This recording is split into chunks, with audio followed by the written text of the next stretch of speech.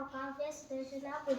माझ्या शाळेचे नाव जिल्हा परिषद प्राथमिक शाळा दळवी वस्ती MIDC इयत्ता 3री.